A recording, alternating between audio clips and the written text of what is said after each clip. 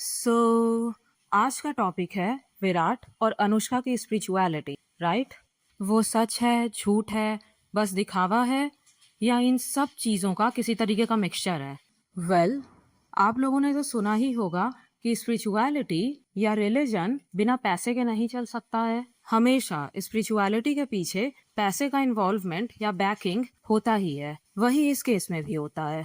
But unfortunately for Virat and Anushka, इन दोनों का पैसे का नुकसान होने की वजह से, फायदा नहीं, नुकसान होने की वजह से स्पिरिचुअलिटी में या रिलीजन में इतना इंटरेस्ट बढ़ता है। ऐसा नहीं था विराट और अनुष्का की केस में कि अब दोनों बहुत रईस हो गए हैं तो अपने प्रॉपर्टी को हमेशा सेफ रखने के लिए, हमेशा प्रोटेक्टेड रखने के लिए अब रिलीजन की तरफ आगे बढ़ रहे हैं। क्योंकि लुक, अमीर तो ये दोनों काफी पहले ही हो गए थे, लगभग 10 साल पहले, एक डेकेड पहले ही। लेकिन रिलीजन से, स्पिरिचुअलिटी से इतना स्ट्रॉन्ग रिश्ता नहीं था, लेकिन वो अब है। और आज उसी को डिस्कस करेंगे कि पिछले 10 साल में, खासकर पिछले कुछ साल काइंड ऑफ कोविड के बाद से क्या हो रहा था इन दोनों के लाइफ में कि दोनों ने एक साथ स्पिरिचुअलिटी की तरफ कदम बढ़ा लिए हैं। जब ये सवाल उठता है ना कि ये दिखावा है या सच है and all of that, I don't think ये कम्प्लीटली झूठ है। ये सच और दिखावे का मिक्सचर हो सकता है। तो चलिए आज इन्हीं सब बातों को डिस्कस करते हैं और शुरू से शुरू करते हैं।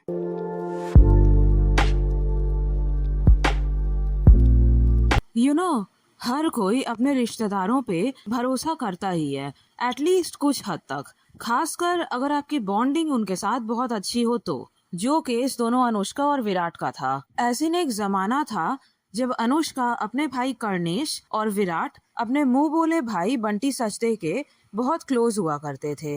इनफैक्ट ये दोनों इतना भरोसा करते थे अपने इन भाइयों पे कि वो दोनों इन दोनों के, यानी कि अनुष्का और विराट के फाइनेंसेस और बिजनेसेस को हैंडल किया करते थे। और अपने पैसे को लेकर के किसी के ऊपर भरोसा करना ना बहुत बड़ी बात होती है आज के दुनिया में। और ये दोनों, विराट और अनुष्का, अपने सक्सेस का काफी हद तक क्रेडिट अपने इन सो कॉल्ड सिबलिंग्स को ही दिया करते थे, जो कि अपने आप में सच भी था एक टाइम पे। अब सच नहीं है, लेकिन एक टाइम पे वो सच हुआ करता था। तो सबसे पहले अनुष्का की बात करते हैं। तो अनुष्का के भाई हैं उनके सगे भाई कर्णेश शर्मा, जिनके साथ वो बचपन से ही बहुत क्लोज थी, जिसके बारे में उन्होंने पब्लिकली कई बार बात करी हुई है।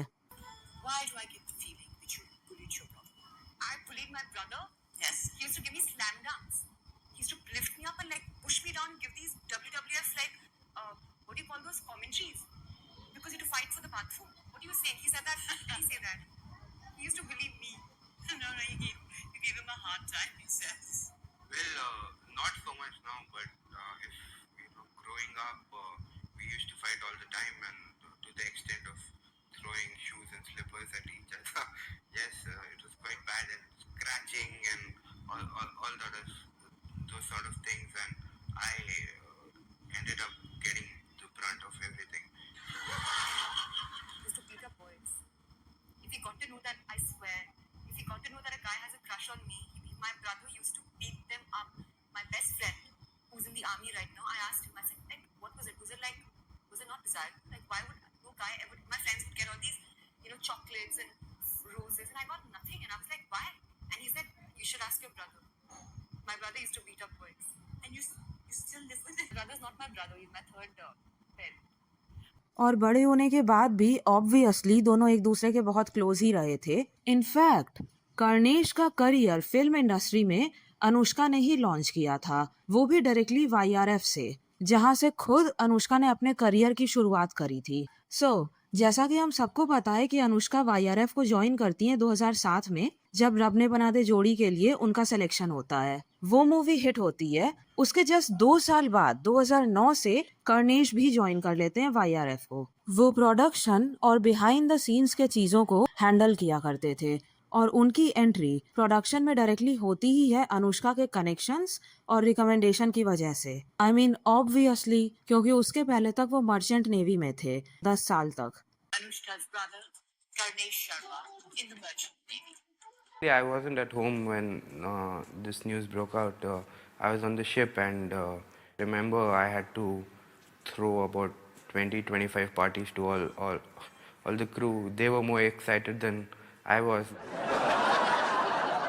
तो वाईआरएफ जैसे इतने बड़े प्रोडक्शन हाउस में डायरेक्टली उनकी एंट्री होती है उनके बहन की वजह से, और यहीं से फिल्म इंडस्ट्री में उनके करियर की शुरुआत होती है। अब यहाँ पे मुझे बस एक बात बोलनी है। अब अनुष्का को कितना भरोसा था अपने भाई पे, इस बात का आप अंदाजा इसी बात से लगा सकते हैं कि वो उस वक्त इंडस्ट्री में बिल्कुल नई नई आई थी और वाईआरएफ ही उनके करियर का लॉन्च पैड था। वहीं से वो शुरुआत कर रही थी और उस वक्त पे वो यशराज फिल्म्स के 3 फिल्म के कॉन्ट्रैक्ट के अंडर थी। इस वजह से अनुष्का का बाहर के किसी डायरेक्टर या प्रोड्यूसर के साथ कोई खास कांटेक्ट था भी नहीं, क्योंकि वाईआरएफ वाले अपने आर्टिस्ट्स को, खासकर जब तक वो 3 फिल्म के कॉन्ट्रैक्ट के अंडर हैं, तब तक अपने आर्टिस्ट्स को बहुत टाइट लीश पे रखते हैं। तो अनुष्का इंडस्ट्री में और कोई बैकिंग न होने के बावजूद भी, किसी और डायरेक्टर प्रोड्यूसर को ना जानने के बावजूद भी, और ये जानते हुए कि अगर कर्णेश कुछ भी उल्टा सीधा ऊंच नीच कर देते वाईआरएफ में, तो उनका खुद का करियर यानी कि अनुष्का का खुद का करियर सफर करता। इन सब के बावजूद भी वो अपने भाई को लेकर के आती हैं उसी प्रोडक्शन हाउस में। लकीली फॉर हर, कर्णेश ने कुछ भी उल्टा सीधा उस वक्त नहीं किया था। इनफैक्ट वो जो भी ऊंच नीच करते हैं काफी आगे चल करके करते हैं, कई साल बाद, लेकिन उस पे अभी आएंगे थोड़ी देर में।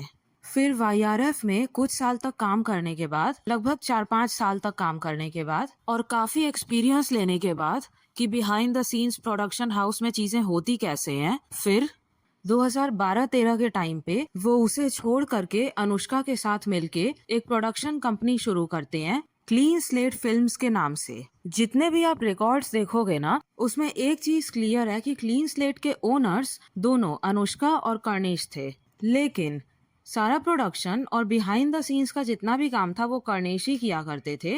अनुष्का उसका फ्रंट फेस थी, जिनके कनेक्शंस और रेप्यूटेशन की वजह से बाहर से लोग फंडिंग देते थे शोज को प्रोड्यूस करने के लिए, जो कि आई भी थी। तो ये सिस्टम इन दोनों के लिए बहुत अच्छे से काम कर रहा था, काफी सक्सेसफुली। और सीएसएफ के through, I mean clean slate के थ्रू, इन लोगों ने बहुत सारे अच्छे शोज प्रोड्यूस किए हैं। ऐसा नहीं है कि सारे के सारे शोज सुपर हिट हुए थे, बट इनके शोज ना थोड़े से अलग होते हैं एज कम्पेयर टू जिस तरीके का कबाड़ मार्केट में रिलीज हो रहा था बॉलीवुड में ऑन द डेली बेसिस। उसके कंपैरिजन में इनके प्रोडक्शन हाउस के शोज थोड़े से अलग होते हैं। आई मीन आप खुद ही देख लीजिए, परी, बुलबुल, कला, पाताल लोक, ये सब क्लीन स्लेट फिल्म्स के ही बनाए हुए हैं और इनमें से कुछ शोज की कल्ट फॉलोइंग है। बट यू नो, इसमें सिर्फ बाहर के ही इन्वेस्टर्स के पैसे नहीं लगे हुए थे, खुद अनुष्का और विराट के भी लगे थे, खासकर अनुष्का के, जो कि काइंड ऑफ समझ में आता है। बहुत सारे लोग घर का पैसा घर में ही रखना चाहते हैं, आई मीन अपने रिलेटिव्स के, अपने घर के ही बिजनेसेस में इन्वेस्ट करना। सो आई गेट दैट। मगर फिर कुछ साल बाद ही ये प्रोडक्शन हाउस कम्प्लीटली बिखरने लगता है, कई सारी चीजें एक साथ होने लगती हैं। अनुष्का इसे छोड़ देती हैं ओनर के तौर पे। उसके अलावा क्लीन स्लेट का नेटफ्लिक्स के साथ एक डील हुआ रहता है कि नेटफ्लिक्स वाले फंडिंग करेंगे, फाइनेंसिंग करेंगे और क्लीन स्लेट उनके लिए मल्टीपल मूवीज और शोज क्रिएट करेगा। वो डील भी टूट जाती है। 2-3 बने बनाए शोज आज तक पड़े हुए हैं जिन्हें रिलीज नहीं किया गया है, और वहीं कुछ सक्सेसफुल शोज के सीक्वल की तैयारी हो रही थी जिसे कम्प्लीटली कैंसिल कर दिया गया। जैसे कि ये सारी बातें काफी नहीं थी, इसके अलावा कर्णेश को उनकी पूरी family kind of cut off कर दी है, बॉयकॉट कर दी है। उसी टाइम पे उनकी गर्लफ्रेंड का उन्हें छोड़ देना, फाइनेंशियल फ्रॉड की बात उठना, ये सब कुछ एक ही टाइम फ्रेम में हो रहा था। तो चलिए डिटेल में देखते हैं कि एग्जैक्टली हो क्या रहा था। तो जैसा कि मैंने पहले ही कहा है कि सीएसएफ कई शोज बना करके रेगुलरली रिलीज कर रहे थे एज अ प्रोडक्शन हाउस। अब कर्णेश की एक बुरी आदत है कि वो अपने ही प्रोडक्शन हाउस की साइन की हुई एक्ट्रेसेस को डेट करना शुरू कर देते हैं, और ये एक बार से ज्यादा हुआ है, जो कि सीरियस अब्यूज ऑफ पावर की निशानी हो सकती है।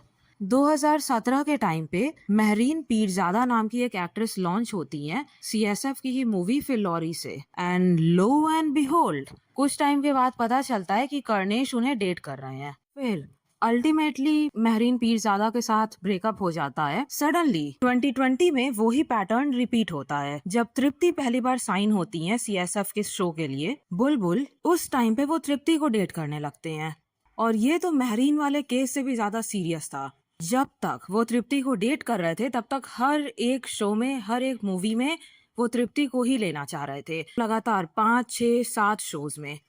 अनफॉर्चुनेटली फॉर हिम वो ऐसा कर नहीं पाते हैं दूसरे रीजंस की वजह से, जिस पे अभी आएंगे। खैर, बुलबुल और कला इन दोनों में तो तृप्ति थी ही, दोनों सीएसएफ के ही बनाए हुए प्रोजेक्ट्स थे। एक और शो था अफगानी स्नो नाम से, जिसकी शूटिंग कंप्लीट हो चुकी है लेकिन आज तक वो रिलीज नहीं हो पाया है। उसमें भी तृप्ति थी। उसके अलावा वो एक और शो में उन्हें डालना चाह रहे थे और इस पूरे टाइम पे ये दोनों डेट कर रहे थे।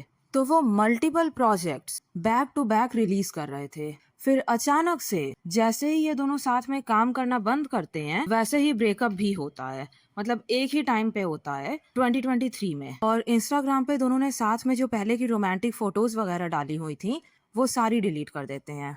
सो क्लियरली ब्रेकअप हो गया था उसी टाइम पे।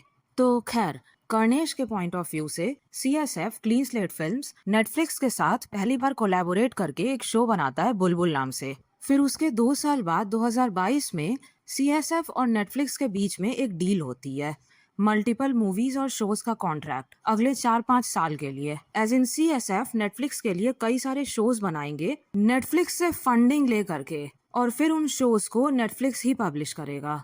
अब इस कॉन्ट्रैक्ट के अंडर सबसे पहली मूवी आती है कला, फिर माई और कोहरा। माई और कोहरा भी काफी सक्सेसफुल शोज थे, इसके वजह से इनके सेकंड सीजन की भी प्लानिंग होना शुरू हो गई थी। एज इन दोनों शोज के डायरेक्टर्स सेकंड सीजन पे वर्क करना स्टार्ट कर दिए थे। एनीवे, इन दोनों यानी कि माई और कोहरा के सेकंड सीजन पे काम करने की बस शुरुआत हुई थी, तो इसे 2 मिनट के लिए साइड में रख देते हैं। बट 2 शोज और भी ऐसे रहते हैं जो सीएसएफ ने बनाए थे, जिनकी शूटिंग, एडिटिंग सब कुछ कंप्लीट हो गया था, लेकिन वो कभी आज तक रिलीज ही नहीं हो पाया है। ये दोनों शोज अधर में लटक जाते हैं और यहीं पे पूरी कंट्रोवर्सी हुई थी। तो पहला था तृप्ति दिमरी का ही अफगानी स्नो, जिसके बारे में अभी अभी मैंने बात करी है। इसमें उनके साथ विजय वर्मा थे, और जब ये शो कंप्लीट करके नेटफ्लिक्स को दिया जाता है तो वो लोग रिलीज करने से मना कर देते हैं, ये कह करके कि वो लोग खुद से इन हाउस री एडिटिंग करेंगे इस शो की, फिर रिलीज करेंगे, और ऐसा भी हो सकता है कि कुछ सीन्स को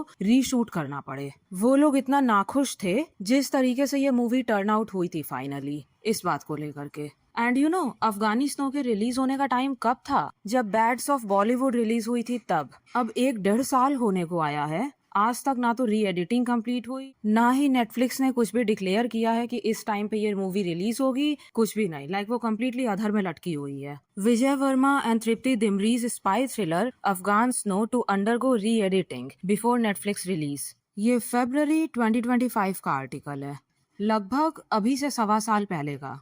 Netflix India has unveiled an exciting lineup of upcoming projects, including Nadaniya featuring Ibrahim Ali Khan and Khushi Kapoor, along with Aryan Khan's directorial debut, The Bads of Bollywood. However, one highly anticipated project was missing from the list, Tripti Dimri and Vijay Varma's spy thriller, Afghan Snow. According to reports, the series is now set for a re-edit before making its way to Netflix. Produced by Karnesh Sharma's Clean Slate Films, Afghan Snow was reportedly delivered to Netflix in December 2023. यानी 2025 से भी लगभग 1.5 साल पहले clean slate ने Netflix को यह movie दे दी थी, और उन 1.5 साल में भी उन लोगों ने री एडिटिंग नहीं की उस मूवी की। और फिर 2025 से लेकर के अभी तक में और 1.25 साल बीत चुका है। आई थिंक 2.5-3 साल हुआ कंबाइंड, और ये शो अभी तक टल रहा है। However, as per a midday report, the streaming giant has now taken full control of the project. Directed by Anshai Lal, the series is likely to go through a re-edit with Netflix,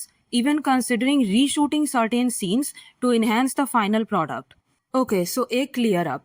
कहीं कहीं पे इस movie का नाम अफगानी snow लिखा हुआ है, कहीं कहीं पे Afghan snow. I don't no कि एग्जैक्ट नाम क्या है, और जब तक रिलीज नहीं होगा तब तक किसी को पता चलने वाला भी नहीं है। अब अफगानी स्नो के अलावा एक और शो था चकदा एक्सप्रेस के नाम से, जो इंडियन क्रिकेटर झूलन गोस्वामी के लाइफ पे था। आई मीन उनके लाइफ पे बेस्ड था। उसमें भी कर्णेश तृप्ति को ही लेना चाहते थे झूलन गोस्वामी का कैरेक्टर प्ले करने के लिए। आई मीन झूलन और तृप्ति में क्या सिमिलैरिटी है I don't know physically, I mean, but वो तृप्ति को ही लेना चाहते थे। But unfortunately for everyone involved, Tripti को चकदा से निकालना पड़ता है। कारण, अब जितनी न्यूज और र्यूमर्स बाहर आई हैं उसके हिसाब से नेटफ्लिक्स की वजह से, लुक, नेटफ्लिक्स ही इस मूवी को फंड कर रहा था और उन्हें कोई ए लिस्टर चाहिए थी इस मूवी के लिए, तो वो लोग तृप्ति को एक्सेप्ट करने के लिए तैयार नहीं थे, क्योंकि टेक्निकली उस वक्त तक तृप्ति की एक भी मूवी हिट नहीं हुई थी, एज इन वो ए लिस्टर तो नहीं थी, और मुझे नहीं लगता है कि वो अभी भी ए लिस्टर है। आई मीन बुलबुल कला वगैरह अच्छे शोज थे, लेकिन वो कमर्शियली उतने सक्सेसफुल नहीं थे, एंड नेटफ्लिक्स को अपने पैसे का रिटर्न चाहिए था, तो उनकी डिमांड रहती है ए लिस्टर की। As a result Anushka Karnesh के कहने पे या मे भी फोर्स या प्रेशर की वजह से ये रोल करने के लिए तैयार हो जाती हैं। अब अच्छी बात यह है कि अनुष्का और झूलन गोस्वामी वो दोनों फिजिकली काफी मैच करते हैं लुक, अगर आप स्किन कलर को छोड़ दें तो। I mean height, with, size, वो सब कुछ मैच करता है अनुष्का का झूलन के साथ। अब अगर आप लोगों में से किसी के भी मन में ये सवाल उठ रहा होगा कि अगर कर्णेश को तृप्ति को ही हर एक मूवी में हायर करना था, तो फिर माई और कोहरा में वो क्यों नहीं थी? उसी टाइम पे बने हुए ये दोनों शोज थे। वेल, तो उसके पीछे मेन कारण ये था कि इन दोनों शोज में तृप्ति के लिए कोई रोल था ही नहीं। एज इन कर्णेश के बनाए हुए तृप्ति के लिए जितने भी शोज आप देखोगे, उनमें तृप्ति हमेशा लीड रोल में ही रही है। बुलबुल, कला, अफगानी स्नो, सब में, और शगदा में भी वो उन्हें लीड रोल ही देना चाहते थे, झूलन गोस्वामी का। अब माई में लीड कैरेक्टर किसी ऐसी ही औरत को दिया जा सकता था जो कि मिडिल एज की हो, जिनकी यंग बेटी की डेथ होती है, और इसके बाद फिर वो अपना रिवेंज लेने के लिए निकलती हैं। तो माई में तृप्ति के लिए कोई लीड रोल था नहीं। सेम केस कोरा के भी साथ था, उसमें भी तृप्ति के लिए एज इन तृप्ति के एज की किसी भी एक्ट्रेस के लिए लीड रोल नहीं था। उसमें लीड रोल्स प्ले किया है 2 एक्टर्स ने, और एक बात तो क्लियर है कि वो तृप्ति को किसी भी मूवी में या किसी भी शो में साइड कैरेक्टर नहीं देना चाहते थे, उन्हें वो सिर्फ लीड में ही चाहिए थी। तो माई और कोहरा में तृप्ति नहीं थी। जिस भी शो में या मूवी में तृप्ति को लीड कैरेक्टर के रोल में लिया जा सकता था, वो उसमें लेते थे। खैर, कर्णेश के ही प्रेशर बनाने की वजह से अनुष्का अपने बेबी के डिलीवरी के बाद अपने सेल्फ अप्लाइड रिटायरमेंट से बाहर आती हैं और इस मूवी के लिए शूटिंग करती हैं। अनुष्का ने 2018 से ही, अपने शादी के बाद से ही किसी भी मूवी के लिए शूटिंग आज तक नहीं करी थी। हालांकि उनकी कुछ मूवीज रिलीज हुई थी उनके शादी के बाद, जैसे परी, संजू, जीरो, लेकिन इन सब की शूटिंग शादी से पहले ही हो चुकी थी, विद वन एक्सेप्शन। सिर्फ और सिर्फ बुलबुल के लिए कला के लिए इस गाने की शूटिंग करी थी, इसके अलावा और किसी भी मूवी, किसी भी शो के लिए नहीं। अब अनुष्का ने ये बात बहुत साल पहले ही बोला था कि वो शादी के बाद काम नहीं करना चाहेंगी। Outside, but is marriage important to you? Very important. I want to be married. I want to have kids. And when I'm married, I probably do not want to be working. तो जब वो शादी के बाद काम नहीं करना चाहती थी, तो बेबी के डिलीवरी के बाद तो बिल्कुल भी नहीं करती, लेकिन फिर भी वो आती हैं इस रिटायरमेंट से बाहर बस इस मूवी की शूटिंग करने के लिए। अब अगर यही चीज, इस पूरे प्रोसेस को कर्णेश ने शुरुआत से ही प्रॉपरली किया होता, तो अनुष्का पे इतना प्रेशर नहीं बनता। एज इन अगर वो हर एक मूवी में अपनी गर्लफ्रेंड को ही नहीं ठूसना चाह रहे होते, और स्टार्टिंग से ही किसी ए लिस्टर के साथ उनका प्राइसेस नेगोशिएट करके, उनकी टाइमिंग्स, शेड्यूल वगैरह सब कुछ देख करके उस ए लिस्टर को ही हायर किया होता, तो अनुष्का को ये नहीं करना पड़ता। लेकिन उन्हें तो सिर्फ अपनी गर्लफ्रेंड ही दिख रही थी। फिर जब फाइनली नेटफ्लिक्स मानने को तैयार नहीं होता है, तब वो आते हैं अपने बहन के पास, अपनी साख बचाने के लिए, अपनी इज्जत बचाने के लिए, और अपना काम करवाने के लिए। खैर, अनुष्का से शूटिंग तो वो करवा लेते हैं, लेकिन इसकी शूटिंग करते करते ये शो ओवर बजट चला जाता है। सिर्फ चकदा एक्सप्रेस ही नहीं, अफगानी स्नो भी, और ये दोनों शोज इतना अधिक ओवर बजट चले जाते हैं कि ये स्टाफ और क्रू मेंबर्स को पेमेंट भी नहीं कर पाते हैं टाइम पे। The report also pointed out some behind-the-scenes issues, including creative disagreements between the makers and Netflix after the series was completed. The report also pointed out some behind-the-scenes issues, including creative disagreements between the makers and Netflix after the series was completed. Additionally, production crew members faced payment delays, with some only receiving their dues after much follow-up. Others are still awaiting their final payments, which are expected to be cleared upon the show's release. अब एक बात notice कीजिएगा, यहीं पे ऊपर लिखा हुआ था कि सीएसएफ ने इन शोज की शूटिंग कंप्लीट करके दिसंबर 2023 को ही नेटफ्लिक्स को हैंडओवर कर दिया था, और ये आर्टिकल आया है 2025 में। मतलब 2 साल से सीएसएफ ने अपने क्रू मेंबर्स को, अपने स्टाफ को पेमेंट नहीं किया हुआ है। इसीलिए यहाँ लिखा है कि others are still awaiting their final payments, और अब तक अभी भी 2026 आने के बाद भी भगवान जाने की पेमेंट हुआ होगा या नहीं। In the mist of these developments, Clean Slate Films has reportedly been facing a period of uncertainty for over a year. Industry insiders suggest that the production house has been nearly defunct but is expected to relaunch soon under a new name. मतलब financial fraud से related कुछ issue हुआ है, इसी वजह से ये पूरा का पूरा प्रोडक्शन हाउस ही सफर कर रहा है as a whole. Meanwhile, writer Sudeep Sharma has announced that the second season of Afghan Snow is in the works, hinting at an expanded storyline for the spy thriller. Second season, हाँ, first season तो अभी तक release हुआ नहीं है, second को भूल ही जाइए. वही हाल होता है माई और कोहरा के भी सेकंड सीजन का. लेकिन अब अगर आप नेटफ्लिक्स पे देखोगे ना तो आपको कोहरा का सेकंड सीजन भी मिलेगा. वो बना तो बना कैसे? वो नेटफ्लिक्स ने बनवाया है दूसरे प्रोडक्शन हाउस से, क्लीन स्लेट फिल्म से नहीं, क्योंकि दोनों माई और कोहरा के कॉन्सेप्ट को और राइट्स को नेटफ्लिक्स ओन करता था. आई मीन ओन करता है. तो वो प्रोडक्शन हाउस चेंज करके किसी भी और प्रोडक्शन हाउस से बनवा सकते थे और उन्होंने वही किया है. और अभी 4 महीने पहले ही कोहरा पार्ट 2 रिलीज हुई है और उसे बनाने वाले प्रोडक्शन हाउस 2 थे, app 3 productions and film squad productions. लेकिन नेटफ्लिक्स किसी भी कीमत पे कर्णेश के साथ काम करने को, सीएसएफ के साथ दोबारा से अलाइन होने के लिए तैयार नहीं था. तो ये मिसमैनेजमेंट का केस है स्टार्टिंग से लेकर अंत तक. आई मीन शुरू से लेकर अंत तक. देखिए, कर्णेश ही सब कुछ हैंडल कर रहे थे बिहाइंड द सीन्स. खासकर अनुष्का की शादी होने के बाद तो वो और भी दूर हो जाती हैं इस प्रोडक्शन हाउस के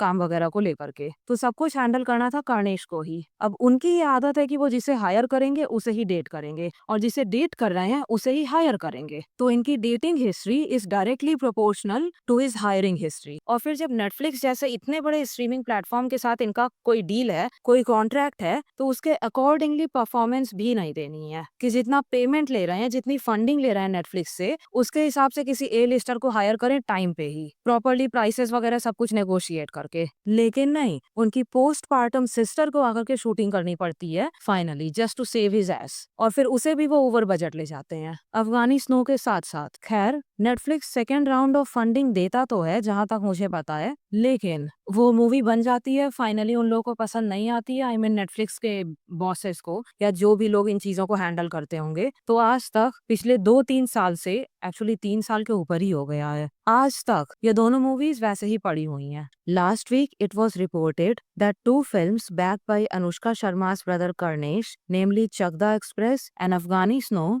have reached a dead end as the partnership between him and the streaming platform has been called off. The reason behind the split has been creative disagreement and budgetary issues. Another source has revealed to us that one of the major reasons behind the split was because Karnesh's production house went overboard with the budget and the platform didn't like the way both the projects were shaped up. खैर, makers ने इस बात का फायदा उठाना चाहा था कि जब पिछले साल नवंबर 2025 में विमेन्स इंडियन क्रिकेट टीम ने वर्ल्ड कप जो जीता था, उसके बाद उन्हें बहुत ज्यादा पॉपुलैरिटी मिल रही थी, बहुत तारीफ हो रही थी एंड ऑल ऑफ दैट. तो इस शो के मेकर्स ने फिर से नेटफ्लिक्स को कन्विंस करने की कोशिश की थी कि ये सही टाइम है इस शो को रिलीज करने के लिए. विमेन्स क्रिकेट टीम को जो पॉपुलैरिटी मिल रही है उस पे आप कैपिटलाइज कर सकते हो झूलन गोस्वामी की बायोपिक पे जो मूवी बनी है उसे रिलीज करके. लेकिन नेटफ्लिक्स फिर भी मना कर देता है. मतलब उन्हें इस मूवी का आउटपुट इतना ज्यादा नापसंद था कि उनके पास इतना अच्छा मौका था और वो उसे भी जाने देते हैं. After India's historic win, fans urge Netflix to release Anushka शर्मा's Chakda express. Team India's historic win at the ICC Women's Cricket World Cup 2025 has not only set the nation celebrating but also reignited a conversation that fans have been waiting years to have: the release of Anushka Sharma's long-delayed Jhulan Goswami biopic, Chakda Express. Chakda Express has been completed for almost 3 years but remains unreleased. Now, after the women's team's incredible win, both fans and industry insiders are urging Netflix to put the differences aside and release the film. Social media has been buzzing with calls for the biopic to finally see the light of the day. Some members of the Chakda Express team have even written directly to Netflix executives. A member from the film's core team told Midday, "We have personally written to top executives at Netflix India to see if they can rise above the conflict so that the film can see the light of the day." A biopic on a legend like Jhulan deserves to reach the audience. According to insiders, the project ran into trouble due to budget overruns and creative disagreements. The production house went over budget. What added to the woes was that the platform heads didn't like the way the project was shaping up. But it's still a solid film, revealed one person who worked closely on the film. Internal discussions at the streamer have started, and the team is expected to take a final pass this month to determine if it can be released after additional work. I think final pass के बाद भी यही decision रहा होगा कि release नहीं करना है, क्योंकि ऑलमोस्ट 6 महीने होने को आया है वर्ल्ड कप विन के बाद, अभी भी वो मूवी रिलीज नहीं हुई। अब बस एक ही पॉसिबिलिटी है, अगर किसी भी कारण से नेटफ्लिक्स के जो एग्जीक्यूटिव्स हैं वो चेंज हो जाएं, कोई भी कारण हो, और जो भी नए एग्जीक्यूटिव्स आए उन्हें किसी भी तरीके से कन्विंस किया जा सके, कनेक्शंस के थ्रू, गिफ्ट्स के थ्रू या वॉटएवर, किसी भी मेथड से अगर उन्हें कन्विंस किया जा सके इन दोनों शोज को रिलीज करने के लिए, तो ही ये दोनों रिलीज होंगी, वरना नहीं, ऐसे ही पड़ी रहने वाली हैं। खैर, अभी तक तो चेंज होने का कुछ भी आसार नजर नहीं आ रहा है, क्योंकि जो भी टॉप एग्जीक्यूटिव्स हैं नेटफ्लिक्स के वो कई सालों से मेंटेन्ड हैं। आई मीन इंडिया के एग्जीक्यूटिव्स, ग्लोबल नेटफ्लिक्स की बात नहीं कर रही हूँ मैं, इंडिया के एग्जीक्यूटिव्स काफी सालों से मेंटेन्ड है। ओह, फिर एक और बात सामने आती है कि क्लीन स्लेट इन दोनों शोज को नेटफ्लिक्स से वापस से खरीदने की कोशिश कर रहा था, ताकि फिर उसे किसी और स्ट्रीमिंग प्लेटफॉर्म पे रिलीज किया जा सके, may be Hotstar, may be prime, जो भी होता, लेकिन नेटफ्लिक्स वाले मना कर देते हैं। According to Peeping Moon, Clean Slate Films will now reportedly repurchase the films from Netflix to release them on another platform. अब जब आप इन सारे चीजों को कलेक्टिवली देखोगे ना, कि उन्होंने सक्सेसफुल शोज के सेकंड सीजन कैंसिल कर दिए, बने बनाए शोज को वो रिलीज नहीं कर रहे हैं, उनके पास सफिशिएंट टाइमिंग था री एडिट करने के लिए, लेकिन रिलीज नहीं कर रहे हैं, फिर इन्हीं शोज को वापस से बेच भी नहीं रहे हैं क्लीन स्लेट को कि कोई और रिलीज कर सके। दैट जस्ट टेल्स मी कि जो भी कुछ बिहाइंड द सीन्स हुआ है ना, ये कोई छोटी बात नहीं है। और ये जो यहाँ पे बोला जा रहा है कि ये बजटरी इश्यूज थे, ये बजटरी इश्यूज कम और फुल ब्लोन फाइनेंशियल फ्रॉड ज्यादा लग रहा है, and they are pissed with Karnesh. इसके अलावा अब दूसरे साइड देखते हैं, अनुष्का जब चकदा साइन करती भी है तो उसकी शूटिंग स्टार्ट होने से पहले ही वो क्लीन स्लेट के ओनरशिप पोजीशन से पीछे हट जाती हैं, यानी कि उन्होंने परमानेंटली क्लीन स्लेट को अब छोड़ दिया है। पहले वो क्लीन स्लेट की डायरेक्टर हुआ करती थी, अब उन्हें पास डायरेक्टर के फॉर्म में क्लासिफाई किया जाता है। मतलब अब उनके पास कोई भी ऑपरेशनल या फिर डिसीजन मेकिंग का कंट्रोल नहीं है, पहले था। हालांकि एक चीज मैं क्लियर करना चाहती हूँ कि हो सकता है उनके पास क्लीन स्लेट के शेयर्स यानी कि इक्विटी अभी भी हो, ये बात कहीं भी पब्लिकली अवेयर नहीं है कि उन्होंने अपनी इक्विटी उस कंपनी में अपने शेयर्स भी छोड़ दिए हैं या नहीं, आई मीन बेच दिए हैं या नहीं किसी को, तो उनके पास शेयर्स हो सकते हैं, बट वो अब डायरेक्टर के पोजीशन पे नहीं है, अब उनके पास ऑपरेशनल या फिर डिसीजन मेकिंग पावर्स नहीं है, वो सारा कंट्रोल सिर्फ कर्णेश के पास है। और उनका ये कहना था कि वो इस रोल से पीछे इसलिए हट रही हैं क्योंकि उन्हें अपने फैमिली लाइफ पे और अपने एक्टिंग करियर पे फोकस करना है, और इसके बाद फिर चकदा एक्सप्रेस की शूटिंग स्टार्ट होती है। ये रहा उनका स्टेटमेंट जो उन्होंने इंस्टाग्राम पे पोस्ट किया था, आप इसे पॉज करके पढ़ सकते हैं। अब इसके पीछे कारण टू फोल्ड था। पहला ये कि कोई भी स्ट्रीमिंग प्लेटफॉर्म ए लिस्टर की डिमांड करेगा ही, खासकर वैसे शोज के लिए जिसमें वो फंडिंग बहुत ज्यादा दे रहे हैं, और दूसरा उनके खुद के भाई, अगर वो पहले से ही किसी ए लिस्टर की प्रिपरेशन नहीं किए होंगे वक्त रहते, तो सारा बर्डन अनुष्का के ही कंधे पे आएगा बार बार, अगर वो इस प्रोडक्शन हाउस की ओनर रहेंगी तो बेहतर था उनके लिए कि वो छोड़ दें, ताकि भले ही चकदा एक्सप्रेस के लिए उन्हें शूटिंग करनी पड़े,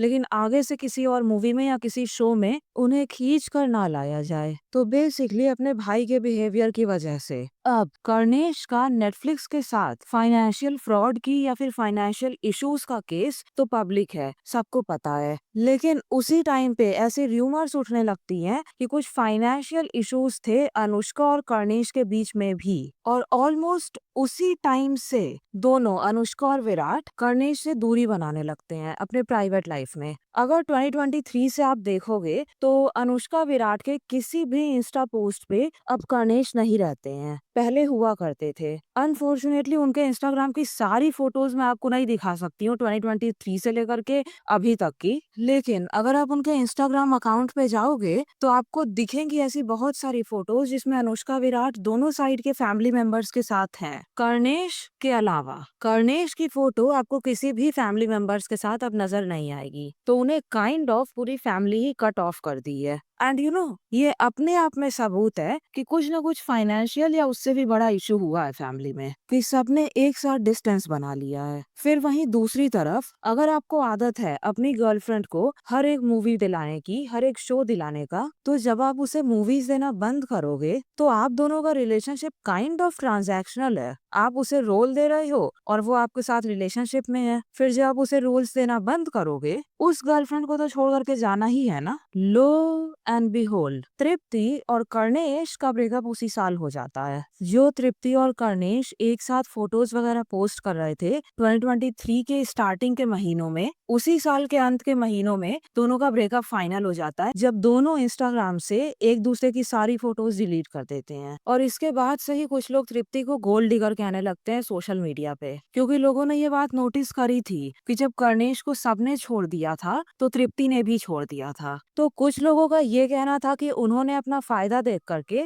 वक्त रहते ही कर्णेश को छोड़ दिया, सो अ गोल्ड डिगर। वहीं दूसरे साइड लोगों का ये भी कहना था कि अगर कर्णेश ने फाइनेंशियल फ्रॉड किया है या फिर उनका किसी भी टाइप का फॉलिंग आउट हुआ है पूरे फैमिली के साथ, नेटफ्लिक्स के साथ और उनके और भी जो कलीग्स हैं उनके साथ, तो क्या पता उन्होंने तृप्ति के साथ भी कुछ गलत किया हो और वक्त रहते अगर वो कर्णेश से दूर नहीं हुई होती तो उनका करियर भी सफर करता, सिर्फ कर्णेश के एसोसिएशन के वजह से। सो लाइक कंप्लीटली गलती कर्णेश की है, इसीलिए उन्हें हर किसी ने छोड़ दिया। ये न्यूज है जुलाई 2023 की। एंड नाउ अनुष्का शर्मा's brother Karnesh Sharma and Tripti Dimri have sparked breakup rumors. It seems like Karnesh and Tripti were secretly dating each other.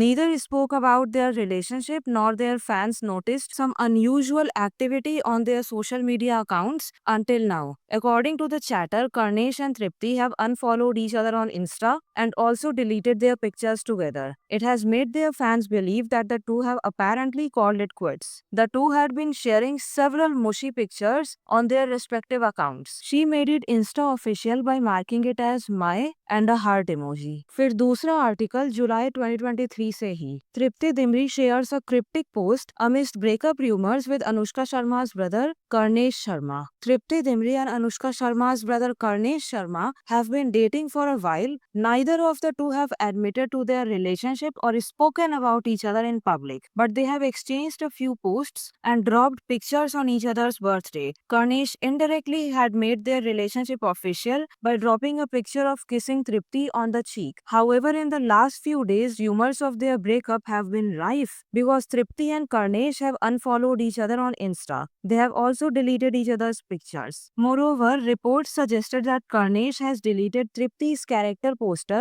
from Bulbul. फिर जब लोग तृप्ति को गोल्ड डिगर कहने लगते हैं तो उनका ये रिस्पॉन्स आता है। Amidst rumors of a breakup, Tripti has dropped a cryptic post on her story which read, "People are going to talk about you no matter what you do, so you might as well do whatever brings you joy." These transactional relationships are extremely common in the industry.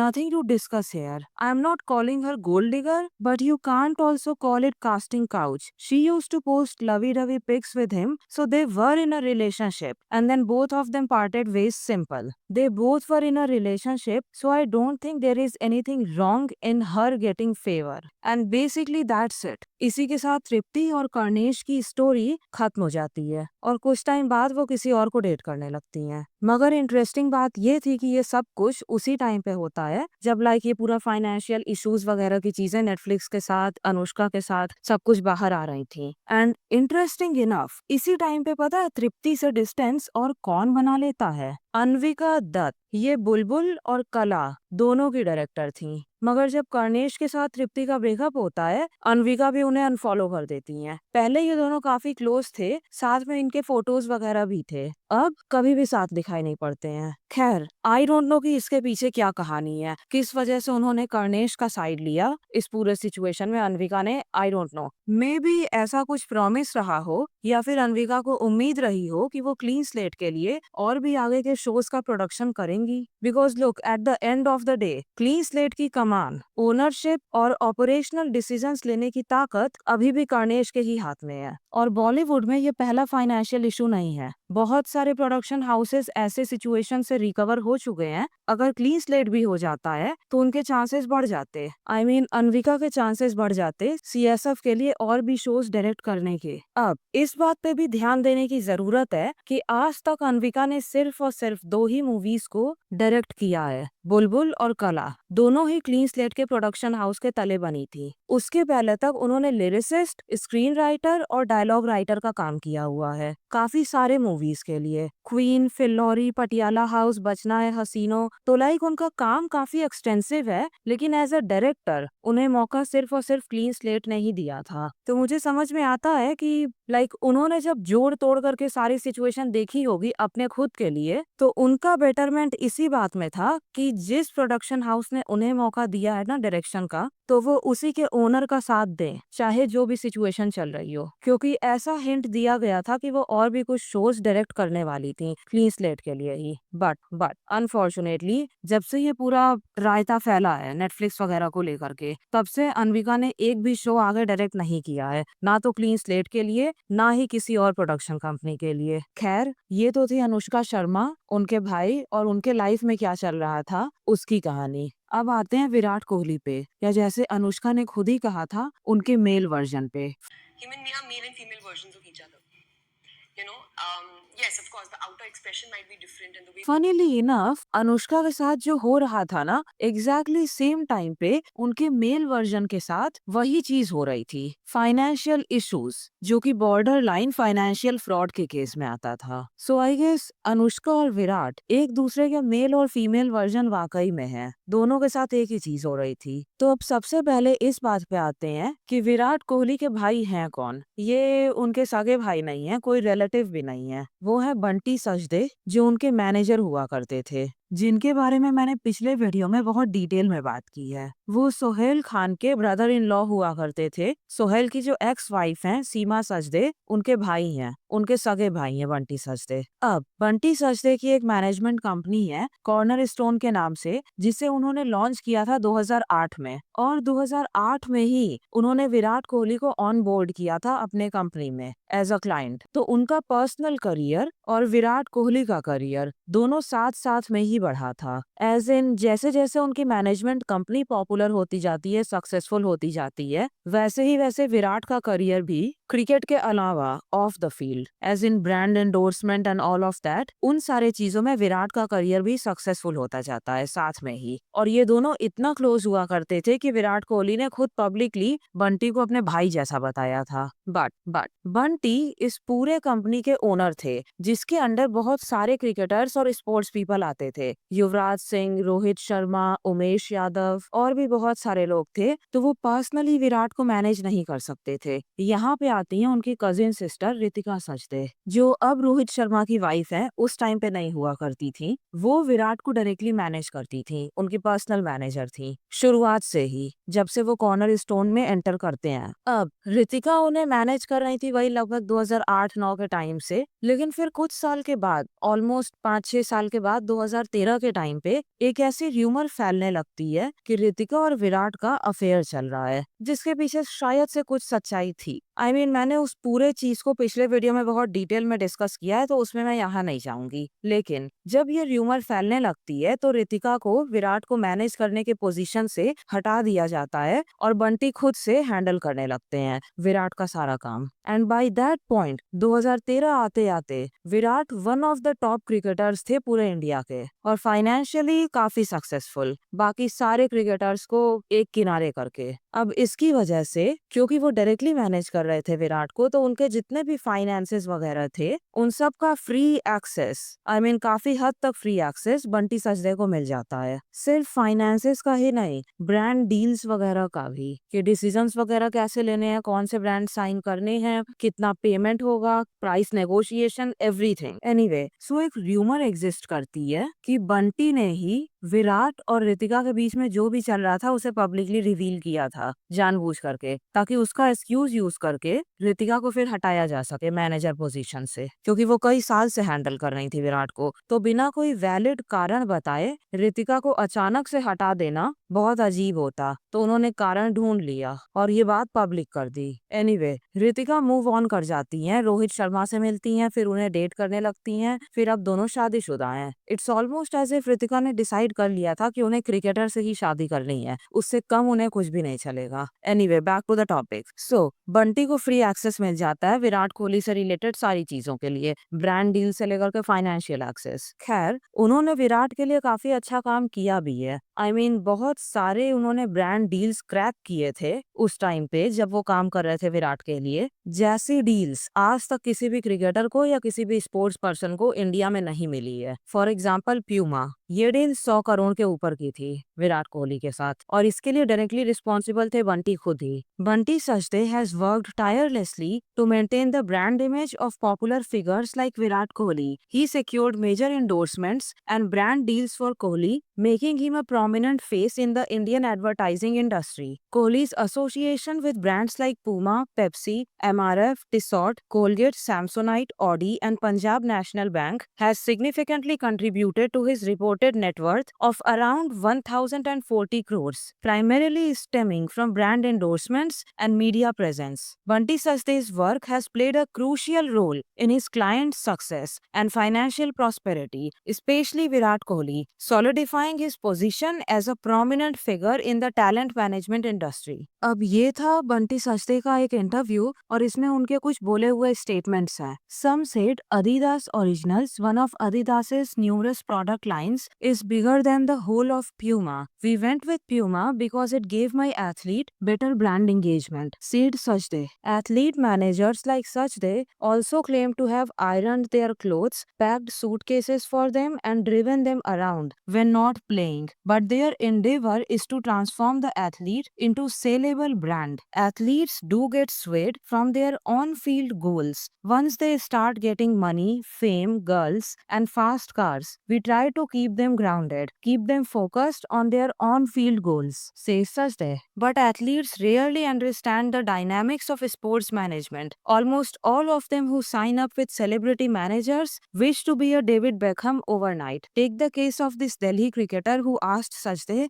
"Bunty bhai, endorsement assignment कब से मिलेंगे?" Many of them excel in their sport, but they do not have the persona or the ambition to make it big off field. You have to be the voice of the youth to become an icon. An introverted but highly talented athlete will have fans, but never a crazy fan following. For that, you have to be an extrovert, be seen around and be heard, he adds. And you know what? ये वाला statement याद रखिएगा जो बंटी ने कहा है कि introvert लेकिन हाईली टैलेंटेड एथलीट के फैंस तो होंगे लेकिन क्रेजी फैन फॉलोइंग नहीं होगी। उसके लिए आपको एक्सट्रोवर्ट होना पड़ेगा, be seen around and be heard. I think यही कारण है क्यों अनुष्का और विराट लंदन में सेटल होने के बाद भी जब भी इंडिया आते हैं पापाराजी अचानक से उनके आसपास रहती है। वो लोग कितना भी इंडिया से दूर हो जाएं, पॉपुलैरिटी के लिए, अपनी पॉपुलैरिटी मेंटेन रखने के लिए उन्हें पापाराजी की जरूरत है। आपके ब्रांड एंडोर्समेंट्स का वैल्यू तभी तक है जब तक आपकी क्रेजी फैन फॉलोइंग है, जब तक आप लोगों को दिखाई दे रहे हो और सुनाई पड़ रहे हो, तब तक ही ब्रांड्स आपको एक्सपेंसिव प्राइस पे करेंगे, 100 करोड़ या उससे भी ज्यादा अपने प्रोडक्ट्स के एंडोर्समेंट के लिए। खैर, इस पे अभी आएंगे। अनुष्का और विराट का हमेशा पापाराजी के बीच में दिखने वाले केस पे अभी थोड़ी देर में आएंगे। Moving on,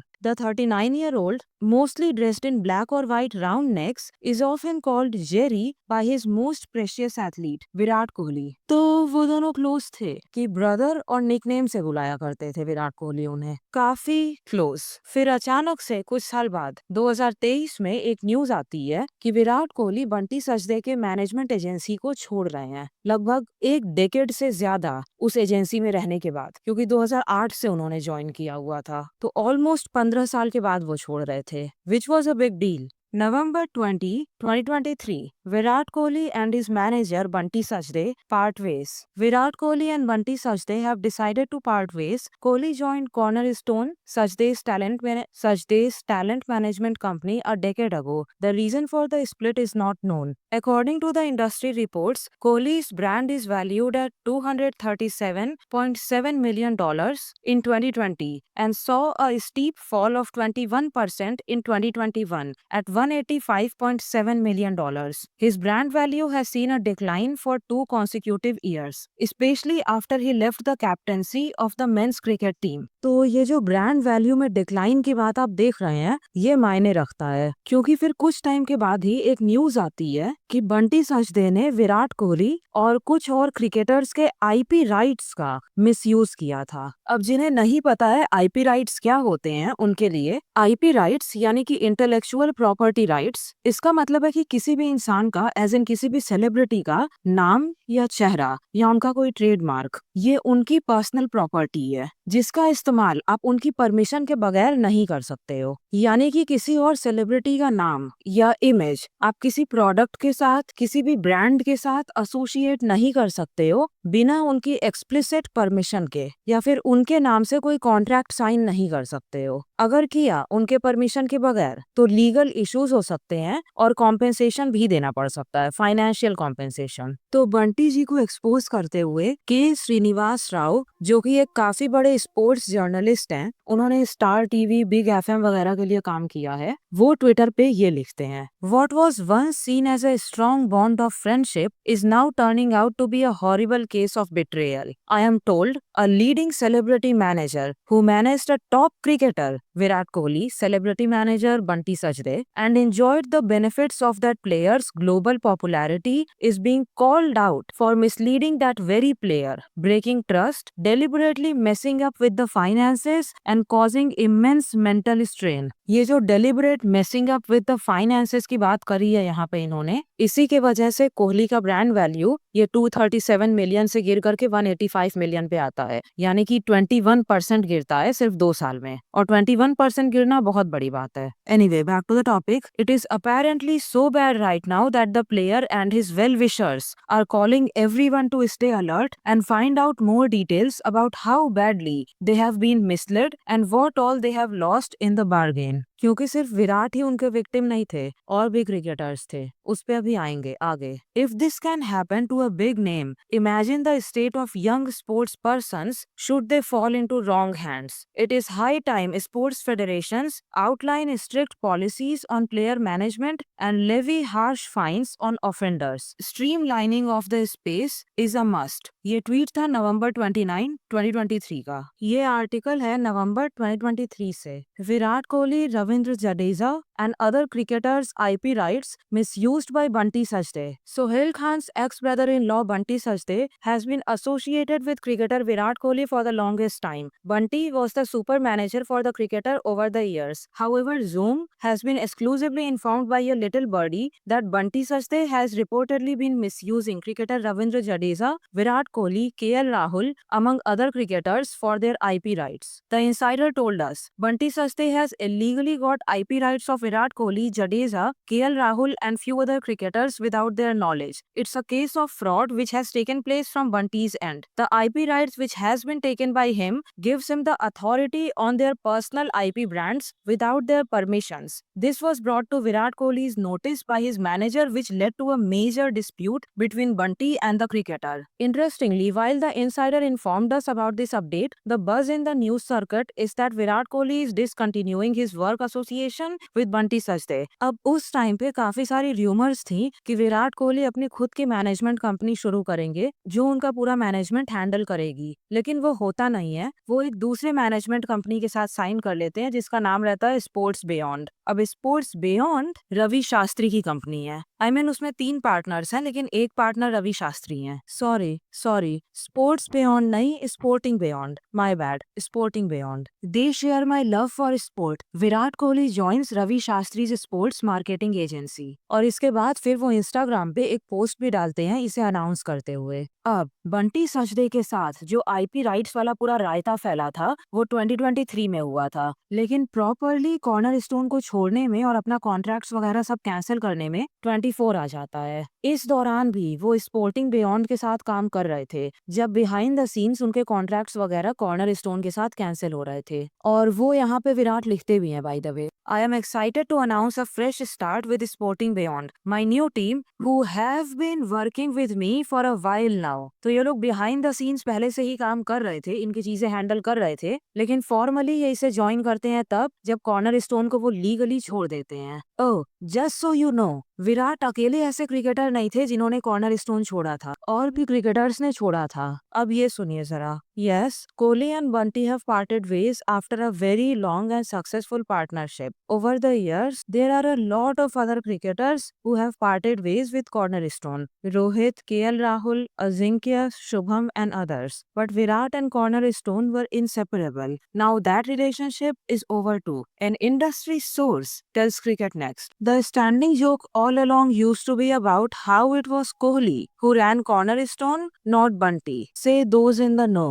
More than a manager and founder of the company which was taking care of Kohli's commercial interests and brand value and presence off the field, Bunty was known to be Virat's 2 a.m. friend and was often by his side at major cricket events. Together they signed lucrative deals with top companies, including the 100 crore sign-up with Puma. There were, however, whispers of Cornerstone prioritizing Kohli's interests over other athletes on board. The former India skipper joined Cornerstone more than a decade back and has enjoyed a very close bond with Bunty since then. In the process, Cornerstone had to let go of the likes of Rohit Sharma, KL Rahul, Ajinkya Rahane, Shubman Gill, and others who felt that the company remained merely focused on Virat and not the rest. The company still has plenty of star athletes like PV Sindhu, Sania Mirza, Umesh Yadav, Kuldeep Yadav, Rohit, Rahul, Rahane, and Gill have moved on, and Cornerstone's portfolio now in partnership with Dharma, जी करण जौहर की धर्मा, is Bollywood heavy with Sara Ali Khan, Janvi Kapoor, Tiger Shroff and others on their roster. तो most popular cricketers ने cornerstone छोड़ दिया है। अब धर्मा इन सब के बीच में कैसे आती है? 2023 से 3 साल पहले पैंडेमिक वाले साल में 2020 में धर्मा और कॉर्नरस्टोन एक साथ टाई अप करते हैं और साथ में एक मैनेजमेंट कंपनी स्टैब्लिश करते हैं, धर्मा कॉर्नरस्टोन एजेंसी DCA। वही जानवी कपूर, सारा अली खान वगैरह को मैनेज करती थी। हालांकि बंटी ने इन सारे एलिगेशंस को डिनाई किया था, लेकिन कौन ही उनकी बात मानेगा जब उनकी खुद की बहन ऋतिका रोहित शर्मा को लेकर के अलग हो जाती हैं और अब वो पर्सनली मैनेज करती हैं रोहित को। वो थोड़ा हाइपर मैनेज करती हैं रोहित को, हेलीकॉप्टर पेरेंट की तरह, लेकिन खुद से मैनेज करती तो हैं। एनीवे, सो आप सिमिलैरिटी देख रहे हैं, जैसे कर्णेश को हर कोई छोड़ देता है फाइनेंशियल इश्यूज की बात उठने के बाद, वैसे ही बंटी सचदे को सारे लोग छोड़ करके हट जाते हैं अलग। तो जो अनुष्का ने बोला था ना कि विराट उनके मेल वर्जन है, और ये बात एक हद तक सही है। दोनों को उनके ही क्लोज वंस ने, उनके ही सो कॉल्ड भाइयों ने धोखा दिया था। दोनों को ही फाइनेंशियली चोट पहुंची है, दोनों को एक ही टाइम फ्रेम में धोखा मिला है। दोनों ही केसेस में ये पूरा ड्रामा अनफोल्ड होता है 2021 से लेकर के 2023 के बीच में। 23 में ये ड्रामा एकदम अपने पीक पे था, एंड यू नो 2023 में और क्या होता है इन सब के बाद? विराट और अनुष्का को पहली बार प्रेमानंद जी के आश्रम में देखा जाता है। अब आप क्रोनोलॉजी समझिए, जब दोनों के ही लाइफ में सब कुछ गलत जा रहा था, जिंदगी में उथल पुथल मचा हुआ था, तब दोनों स्पिरिचुअलिटी का सहारा लेते हैं। और ये लोगों के साथ अक्सर होता है, bye the way, real life में भी, मतलब हम जैसे लोगों के लाइफ में भी, कि जब किसी के साथ बहुत ज्यादा ट्रॉमेटिक चीजें होने लगती है ना, और कई तरफ से धोखा मिलता है या किसी क्लोज वन की डेथ हो जाती है, you know things like that, तो लोग अचानक से ही स्पिरिचुअल हो जाते हैं या फिर अपने रिलीजियस प्रैक्टिसेस को बहुत ज्यादा सीरियसली करने लगते हैं। मैंने लिटरली अपने जिंदगी में लोगों को चेंज होते हुए देखा है किसी ट्रॉमेटिक इवेंट के बाद, और इन दोनों की जिंदगी में ये सब कुछ एक साथ ही हुआ था, बहुत छोटे टाइम के बीच में। अब जब किसी पे भी चारों तरफ से इतना प्रेशर पड़ेगा ना, और ऐसा लगता है कि दुनिया का कोई इंसान उनका साथ नहीं दे सकता है, उनकी प्रॉब्लम्स वगैरह दूर नहीं कर सकता है, तो कौन साथ देगा? जो इस दुनिया से बाहर का है, भगवान ही आपका फिर साथ दे सकता है, जिन्होंने पूरी दुनिया बनाई है। तो लोग स्पिरिचुअल या रिलीजियस काफी हो जाते हैं ऐसे इवेंट्स के बाद, ऐसे शॉकिंग या पेनफुल इवेंट्स के बाद, क्योंकि पैसा तो यहाँ पे काफी बड़ा था, लाइक करोड़ों की बात हो रही है, लेकिन इतने करीबी लोगों से धोखे की भी बात हो रही है। वो धोखा भी चोट पहुंचाता है कि जब इतने करीबी इंसान आपको धोखा दे सकते हैं इस इंडस्ट्री में, तो भरोसा इंसान करे तो करे किस पे? भगवान पे, स्पिरिचुअल लीडर्स पे। और दूसरी बात अगर आप देखिए तो इस पूरे ड्रामा के होने से जस्ट पहले ही अनुष्का को एक बेटी पैदा हुई थी, आई मीन वामिका। अब कोई भी इंसान बेबी होने के बाद थोड़ा एक्स्ट्रा स्पिरिचुअल हो ही जाता है, इस वजह से कि मेरा बच्चा कंप्लीटली प्रोटेक्टेड रहे हर तरफ से, उसके साथ वैसा कुछ ना हो जो मेरे साथ हो रहा है या मेरे साथ हो चुका है। तो मुझे उसे भगवान का आशीर्वाद दिलाना है, स्पिरिचुअल लीडर्स के पास लेकर के जाना है उनका आशीर्वाद दिलाने के लिए, so on and so fourth. जो लोग खुद के लिए मंदिर, मस्जिद, गुरुद्वारा वगैरह नहीं जाते थे, वो अपने बच्चों को लेकर के जाते हैं ताकि उनके बच्चे सेफ और प्रोटेक्टेड रहें। और ये भी रियल लाइफ में मैंने होते हुए देखा है। तो अब आप दोनों को कंबाइन कर लीजिए। एक तरफ इन दोनों को इतना करीबी रिश्तेदारों से या फिर दोस्तों से धोखा मिलता है, करोड़ों की हेरा फेरी की यहाँ हम बात कर रहे हैं। ऑन टॉप ऑफ दैट उसी फेज में दोनों को उनका बच्चा होता है, तो ऑफ कोर्स कोई भी इंसान स्पिरिचुअल हो जाएगा। उनके पास दो बहुत बड़े इंसेंटिव्स हैं स्पिरिचुअलिटी या रिलीजन की तरफ जाने का। अब क्योंकि ये सब कुछ एकदम like year by year line up कर रहा है, इसीलिए मेरा ये कहना है कि इन दोनों को स्पिरिचुअलिटी, दोनों का स्पिरिचुअल नेचर ट्रिगर हुआ है इन दोनों इवेंट से, फाइनेंशियल फ्रॉड और इसके बाद बेबी का पैदा होना। आई एम नॉट सेइंग कि दोनों उसके पहले एथीस्ट थे या something like that, but like उसके पहले क्लियरली इन दोनों के लिए ये चीजें इतना मायने नहीं रखती थी जितना इन इवेंट्स के बाद मायने रखने लगी हैं। सो आई डोंट थिंक ये पूरा स्पिरिचुअलिटी सिर्फ ड्रामा है, आई थिंक कि ये सच है। अगर इसका पूरा टाइमलाइन ना फाइनेंशियल फ्रॉड वाले टाइमलाइन के साथ या बेबी होने के टाइमलाइन के साथ मैच नहीं कर रहा होता, तो मैं भी मान जाती कि ये बस दिखाने के लिए है। लेकिन क्योंकि ये उसके डायरेक्टली बाद होता है, मुझे वाकई में भरोसा है कि दोनों वाकई में स्पिरिचुअल हो गए हैं पहले के कंपैरिजन में। तो अब दूसरा सवाल ये उठता है कि अगर ये स्पिरिचुअलिटी सच है, तो फिर हमेशा इन दोनों की फोटोज और वीडियोस क्यों पब्लिक में आती हैं? इनकी स्पिरिचुअलिटी अगर सच है तो प्राइवेट क्यों नहीं है? वेल आई थिंक ये दोनों एक तीर से दो निशाना मारने की कोशिश कर रहे हैं। रिमेम्बर अभी थोड़ी देर पहले मैंने क्या पढ़ा था, बंटी सस्ते ने जो बोला था कि अगर कोई क्रिकेटर बहुत इंट्रोवर्टेड है तो उसके फैंस होंगे लेकिन क्रेजी फैन फॉलोइंग नहीं होगी। आपको लोगों के सामने दिखाई पड़ना होता है। अब क्योंकि विराट और अनुष्का परमानेंटली इंडिया में नहीं रहते हैं, तो जब भी वो दोनों यहाँ आते हैं पापाराजी को हमेशा कॉल करते ही होंगे, और फिर थोड़ा बहुत ड्रामा भी कि पापाराजी वाले आकर के परेशान कर रहे हैं। वैसे भी बॉलीवुड में कब भक्ति का दिखावा नहीं होता था। वो लोग जब भी मंदिर वगैरह जाते हैं या चादर चढ़ाने जाएंगे या वॉटेवर, हमेशा इनकी फोटोज वीडियोस लीक हो जाती हैं। अब वहां पे तो पापाराजी ऑटोमेटिकली प्रेजेंट होंगे नहीं, खासकर अगर वो जगह मुंबई से बाहर है तो क्लियरली या तो पापाराजी को इनवाइट किया जाता है या तो फिर उनके खुद के ही लोग, उनके खुद के ही असिस्टेंट्स वगैरह फोटोज वीडियोस निकाल करके पापाराजी को भेज देते हैं।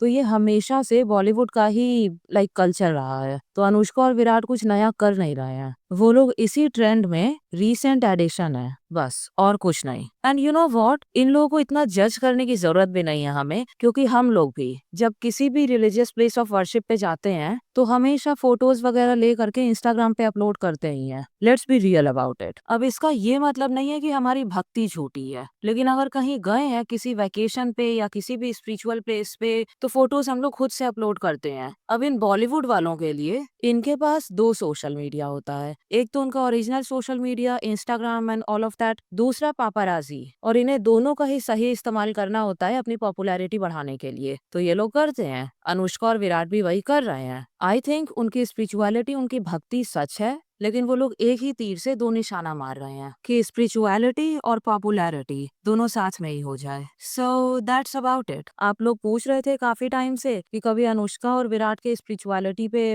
वीडियो बनाओ। So I was like all right, ये पूरा टाइमलाइन कलेक्ट कर लेते हैं, फिर लोगों को समझ में आएगा कि इन दोनों का इंटरेस्ट स्पिरिचुअलिटी में अचानक से बढ़ता कैसे है। क्योंकि ऐसे तो बहुत सारे लोगों ने अपने अपने हिसाब से वीडियोस बना के डाल दिए हैं। किसी को ये सब कुछ झूठ लग रहा है, किसी को ये सब कुछ सच लग रहा है, अपने अपने बायस के हिसाब से। बट द थिंग इज, अगर आप किसी भी इंसान के टाइमलाइन को चेक करोगे ना कि किसी भी इवेंट के होने के टाइम उनके जिंदगी में चल क्या रहा था, तो आपको काफी सारी चीजें समझ में आने लगती हैं। आई मीन काफी कुछ क्लियर होने लगता है, क्योंकि कोई भी इंसान किसी भी चीज को एकदम वैक्यूम में नहीं करता है आउट ऑफ द ब्लू। हर एक चीज के पीछे कुछ ना कुछ कारण होता है, और ये कारण था था विराट और अनुष्का के स्पिरिचुअलिटी के पीछे? फाइनेंशियल लॉस, करीबी लोगों से धोखा और उसी वक्त उनके बच्चे का पैदा होना। So that's it for today's video. अगर आपको आगे ऐसी ही वीडियोस देखनी है then subscribe and turn on your notifications. Until my next video, bye bye.